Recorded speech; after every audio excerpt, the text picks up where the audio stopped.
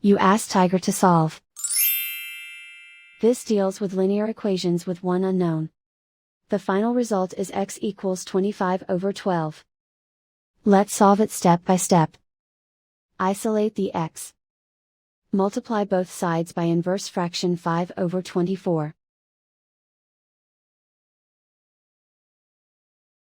Group like terms. Multiply the coefficients. Simplify the fraction. Multiply the fractions. Simplify the arithmetic. And so the final result is x equals 25/12.